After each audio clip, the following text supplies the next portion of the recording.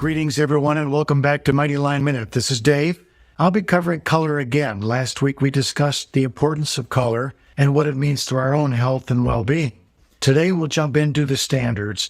More specifically, we'll start with OSHA, and in the coming weeks we'll talk about other standards that relate to color. Stay tuned.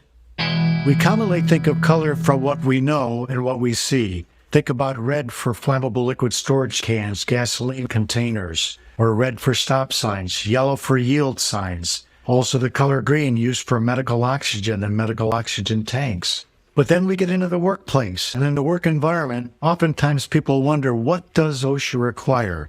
Or oftentimes we see things that use this OSHA color. Is it really an OSHA color? We're going to talk about that for a moment and what OSHA does say about color. One of the most common areas where OSHA requires a color is that in 1910.144 involving the use of hazardous equipment and machinery. There it refers to the use of red for the color of stop buttons, stop devices, and stop bars for such machinery. And in that same section, OSHA also requires that red be used for certain fire protection equipment.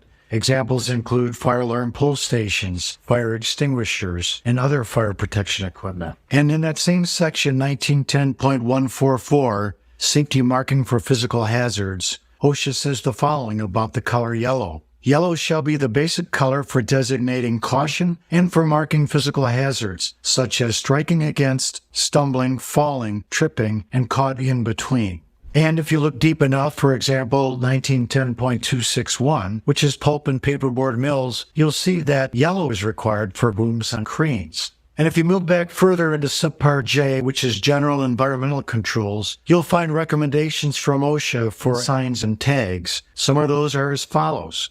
Danger signs and tags, red background with white lettering. Caution signs, black background with yellow lettering. Safety instruction signs, green background with white lettering with additional information on a white background with black lettering. Exit signs, directional signs. For hand signaling or flaggers, there are specific colors required to be worn. For example, those colors would be orange, yellow, or strong yellow-green in a vest or shirt or jacket. And for nighttime work, such garments might also include a reflective white or gray, in addition to the reflective requirements for evening use.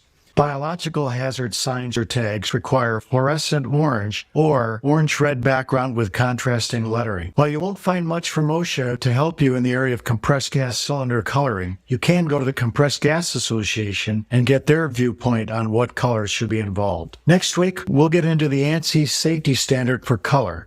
That will be the most important standard that we'll pay attention to in the series ahead, other than discussing the ISO standard, International Standards Organization Safety Standard for Color. But that's an important area for all of us to spend some time on, because you won't find all that you need to know in OSHA, but you will find it here. We look forward to talking to you in the weeks ahead. And in the meantime, take a look at MightyLineTape.com for your use of color as it relates to floor striping and signage. Take care. Have a safe day.